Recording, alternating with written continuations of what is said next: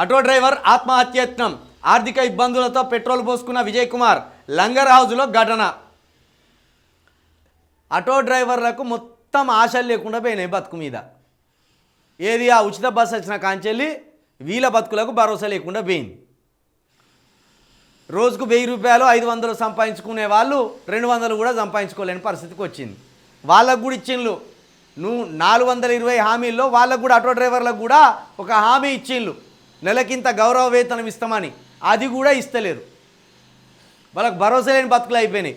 ఇప్పుడు కాంగ్రెస్ ప్రభుత్వం వచ్చినాక 500-600 మంది ఆటో డ్రైవర్లు ఆశలు కోల్పోయి ధైర్యం కోల్పోయి చనిపోయింది. నిన్న ఒక ఆటో డ్రైవర్ ఫోన్ చేసిండు. మల్లిగాడు అంటే పడిసి వచ్చేదట. మల్లిగాని కోసం అట మానవ బాంబుని అవుతాను అనుకున్నాడట. చెప్తాను ఆయనే, అన్న నేను మల్లిగాని కోసం మానవ బాంబుని అవుతాను అనుకున్నానే.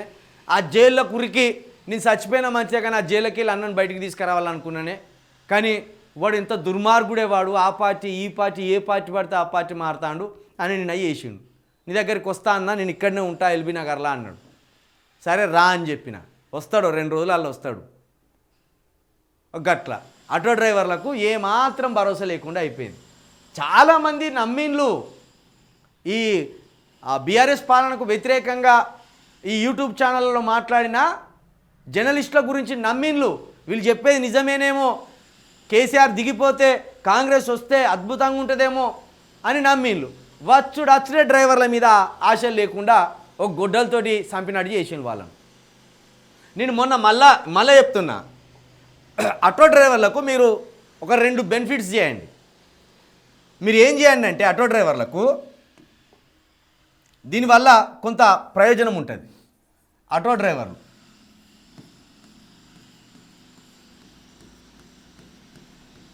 ఈ ముందు ఈ ర్యాపిడో ఓలా ఉన్నది కదా, వాటిని తగ్గించే ప్రయత్నం చేయండి. ఈ ఓలో ఇంకోటి ర్యాపిడో, దీనివల్ల ఆ కంపెనీలకు బెనిఫిట్ అవుతుంది కానీ మన డ్రైవర్లకు బెనిఫిట్ అవుతలేదు. వీటిని అరికట్టే పని చేయండి ముందు, ఇదొకటి. ఇక అదేవిధంగా ఇప్పుడు బస్సులు ఉన్నాయి కదా, బస్సులు మహిళలకు ఇచ్చిండు. 600 బస్సులు మహిళలకు ఇచ్చిండు. దీంట్లో ఒక 300 బస్సులను ఈ ఆటో డ్రైవర్లకు ఇవ్వండి. ఆటో డ్రైవర్లకు ఇవ్వండి, ఎందుకంటే ఆటోలు నడుస్తలేదు. ఈ 300 బస్సులను ఆటో డ్రైవర్లకు ఇవ్వండి. మీరు అద్దెకే కదా ఇచ్చేది, ఈ ఆటో డ్రైవర్లకు ఇవ్వండి. ఒక 300 బస్సులను ఇస్తే 300 మంది కుటుంబాలు బాగుపడ్డట్టే. దీనికంటే ముఖ్యమైనది బస్సుల్లో కేటగిరీస్ పెట్టండి.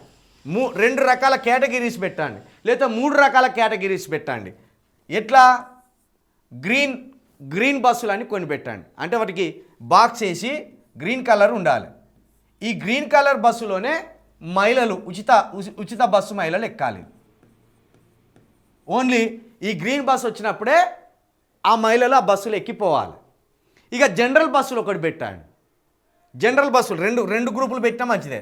ఇంకోటి జనరల్ బస్సులు పెట్టండి. ఈ జనరల్ బస్సులలో ఆల్ మహిళలు ఎక్కచ్చు, బాయ్స్ ఎక్కచ్చు, అందరు ఎక్కచ్చు. దీంట్లో మహిళలకు కూడా టికెట్ కొట్టండి.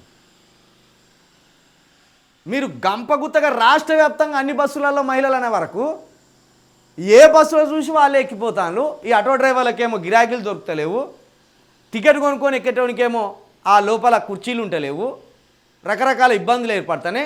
దానివల్ల రాష్ట్ర ఖజానాకు కూడా ఇబ్బందే.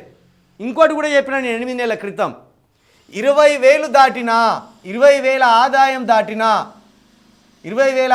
దాటినా ఏ మహిళలకు కూడా ఉచిత బస్సు ఇవ్వకూడదు. ఆల్రెడీ వాళ్ళు సంపాదించుకుంటాను కాబట్టి 20,000 ఆదాయం దాటిన మహిళలకు ఉచిత బస్సు ప్రయాణం చెల్లదు. అదొకటి నిబంధన పెట్టండి. ఇక గవర్నమెంట్ ఉద్యోగస్తులకు ఎవరికి కూడా, ఏ మహిళకు కూడా, గవర్నమెంట్ ఉద్యోగురాలైన ఏ మహిళకు కూడా ఉచిత బస్సు ప్రయాణం లేకుండా చేయండి. ఇవి కొన్ని సలహాలు ఇస్తున్నాం. వీటి వల్ల ఆటో డ్రైవర్లకు ఉపాధి దొరుకుతుంది. నీకు 50,000 జీతం వచ్చే, 1,00,000 రూపాయల జీతం వచ్చే ఒక తల్లికి సాఫ్ట్వేర్ కావచ్చు, లేకపోతే మెడికల్ ఫీల్డ్లో చేసుకునే వాళ్ళు కావచ్చు, ఇంకొక గవర్నమెంట్ జాబర్ కావచ్చు, ఓ 50,000 1,00,000 రూపాయల శాలరీ ఉండే కకృతి పడి బస్సులు ఎక్కిపోతాండి. ఎట్లా దీన్ని చూసేది మనం? కాబట్టి ఈ హైదరాబాద్లో కొన్ని మెట్రో బస్సులు ఉన్నాయి కదా, అత్యాధునికంగా ఉండే బస్సులు ఉన్నాయి కదా, దాంట్లో ఫ్రీయే. కాబట్టి ఇవి కొన్ని సలహాలు పాటించండి. ఒకటి గ్రీన్ బస్సులు అని పెట్టండి. ఈ గ్రీన్ బస్సులలో మాత్రమే మహిళలకు ఉచిత ప్రయాణం పెట్టండి. 2 జనరల్ బస్సులు పెట్టండి.